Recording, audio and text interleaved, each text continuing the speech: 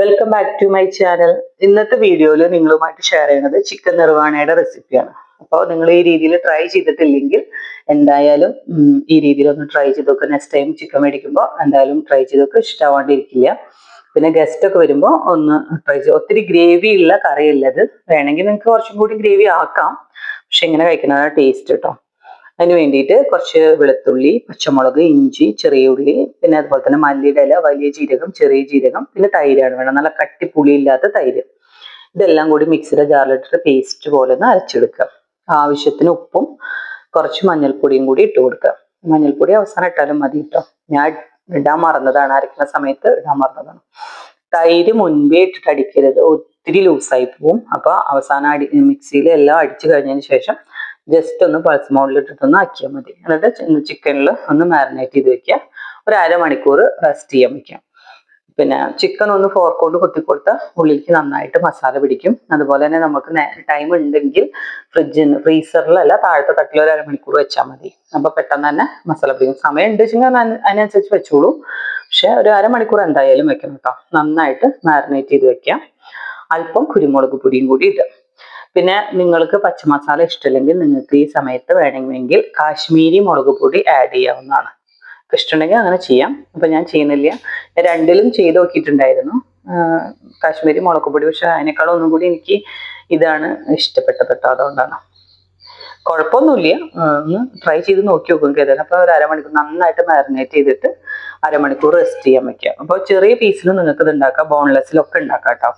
അപ്പോൾ അത്യാവശ്യം നമ്മൾ ബിരിയാണിക്കൊക്കെ കട്ടിയില്ലേ, ആ ഭാഗത്തിനാണ് എടുത്തിട്ടുള്ളത്. അരമണിക്കൂർ റെസ്റ്റ് കഴിഞ്ഞ ശേഷം നമുക്കൊരു ഗ്രില്ല് പാൻ ഇല്ലെങ്കിൽ വേണ്ട, സാധാരണ പാൻ വെച്ചാലും മതി. അതിൽ കുറച്ച് വെളിച്ചെണ്ണ ഒഴിച്ചു കൊടുക്കാം. എന്നിട്ടൊന്ന് ഷാലോ ഫ്രൈ ചെയ്തെടുക്കുക. കാരണം ഒന്ന് നന്നായി ഡീപ്പ് ഫ്രൈ ആവരുത്. ചിക്കൻ എപ്പോഴും നല്ല ജ്യൂസി ആയിരിക്കണം, എന്നാലാണ് ഇതിൻ്റെ പെർഫെക്റ്റ് ടേസ്റ്റ് വരുള്ളൂ കേട്ടോ.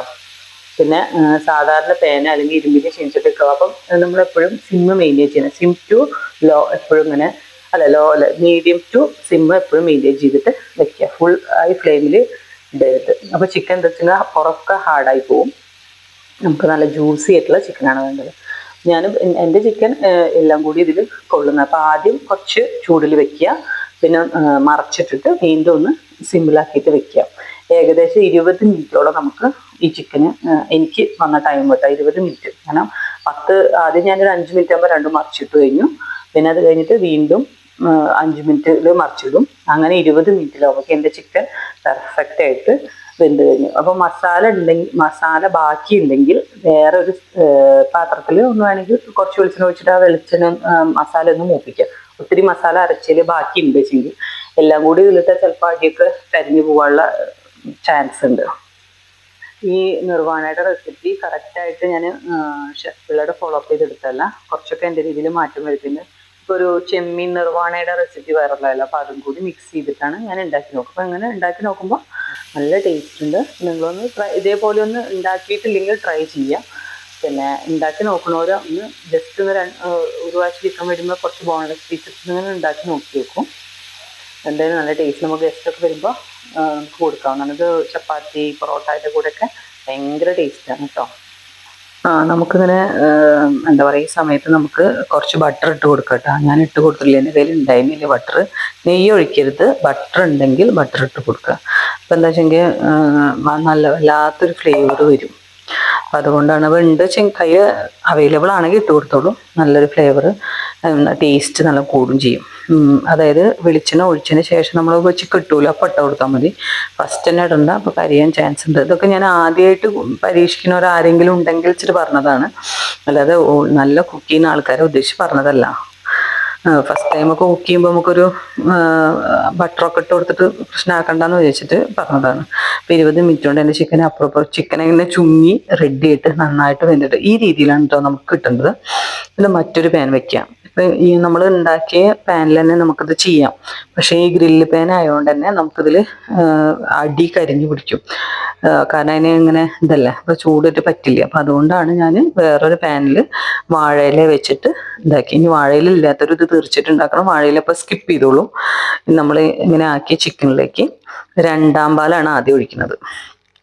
പേടിക്കേണ്ട, വെള്ളം പോലിക്കും. അപ്പോൾ അതൊന്നും കൂടി കിടന്നിട്ട് ഇങ്ങനെ സോഫ്റ്റ് ആവും. ഇപ്പൊ ഞാൻ ഈ ഇതിലേക്ക് നമ്മൾ ഷഫിള് ഇഞ്ചിയോ പച്ചമുളകോ ഒന്നും ഇട്ടിട്ടില്ല. കുറച്ച് കറിവേപ്പിലയും കുറച്ച് കുരുമുളക് പൊടി മാത്രമാണ് ഞാൻ ഇട്ടിട്ടുള്ളത്. ഇത് ഈ രീതിയിലാവുമ്പോൾ നമുക്ക് രണ്ടാം പാലും കൂടി ഒഴിച്ചു കൊടുക്കാം. ഇനി ഈ സമയത്താണ് നമ്മൾ എന്ത് ചെയ്യേണ്ടത്, നമുക്ക് എത്രയാണോ ഗ്രേവി വേണ്ടത് അതിനനുസരിച്ച് നമുക്ക് തേങ്ങാപ്പാൽ കൂട്ടും കുറയ്ക്കും ചെയ്യാം. പക്ഷെ ചിക്കൻ ഉണ്ടാവണം. ചിക്കൻ ഇല്ല വെച്ചെങ്കിൽ തേങ്ങാപ്പാലിന് ചെറിയൊരു സ്വീറ്റ്നെസ് ഉണ്ട്. അപ്പോൾ നമ്മളെ കറി മധുരം ഉണ്ടാവാനുള്ള ചാൻസ് ഉണ്ട്. അപ്പോൾ നമ്മൾ ചിക്കൻ എടുക്കുന്നതിനനുസരിച്ചിട്ട് തേങ്ങ, അപ്പം ഞാൻ ഇപ്പോൾ അത് അരമുറി തേങ്ങയാണ് എടുത്തിരിക്കുന്നത്. എന്നിട്ട് അതിൻ്റെ കുറച്ച് പാല് ദം പാൽ എടുത്തിട്ട് ബാക്കിയുള്ളത് ഞാൻ എന്താ പറയുക രണ്ടാം പാലാക്കിയിട്ട് ഉപയോഗിക്കുകയാണ് ചെയ്തത്. എന്നിട്ട് നമ്മൾ ഇതൊക്കെ കഴിഞ്ഞ ശേഷം നമുക്ക് ഒരു തക്കാളി അതിൻ്റെ തൊലിയൊക്കെ ഒന്ന് പീൽ ചെയ്ത് കളഞ്ഞിട്ട് ഒരു ചെറിയ തക്കാളി ഞാൻ വട്ടത്തിൽ മുറിച്ചിട്ടുണ്ട്. അത് ഓപ്ഷണലാണ്, നിങ്ങൾക്ക് വേണമെങ്കിൽ ഇടാം, ഇല്ലെങ്കിൽ വേണ്ട. പക്ഷെ ഇട്ട് കഴിഞ്ഞ് നല്ല ടേസ്റ്റ്, അതും കൂടി അരിഞ്ഞ് വരുമ്പോൾ നല്ല ടേസ്റ്റ് ഉണ്ട്. ഇനി ഇതിൻ്റെ കളറൊക്കെ ഒന്ന് മാറും. നമ്മൾ ആദ്യം പച്ച, പിന്നെ ലൈറ്റ് മഞ്ഞ കളറായി, ഇതൊക്കെ മാറിയിട്ട് നല്ലൊരു എന്താ പറയുക പച്ചയും മഞ്ഞയും കൂടിയും കലർന്ന കളറിൽ അത് നല്ല ടേസ്റ്റാണ്. നിങ്ങൾ ഈ റെസിപ്പി എന്തായാലും വീട്ടിൽ പരീക്ഷിക്കുക. അതുപോലെ നിങ്ങൾക്ക് എന്തെങ്കിലും കമൻസ് എന്തെങ്കിലും ഒന്ന് പറയാം. ഉണ്ടാക്കി നോക്കിയിട്ട് ഇഷ്ടമാവുകയാണെങ്കിൽ പറഞ്ഞാൽ മതി.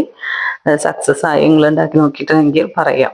എന്തെങ്കിലും സംശയങ്ങളുണ്ടെങ്കിൽ നിങ്ങൾക്ക് അത് ചോദിക്കാം. പക്ഷെ നല്ല ടേസ്റ്റാണ്. ഇനി നമുക്ക് ഈ വാഴയിലൊക്കെ, അല്ലെങ്കിൽ വാഴയിലയിൽ തന്നെ വെക്കാം, പക്ഷെ അടി ഇങ്ങനെ കരിഞ്ഞപ്പോൾ ഭംഗി ഉണ്ടാവില്ല. അപ്പോൾ അതുകൊണ്ട് വാഴയിലൊക്കെ മാറ്റിയിട്ട് ഞാനിങ്ങനെ ഒരു പ്ലേറ്റിലേക്ക് മാറ്റിയിട്ടുണ്ട്.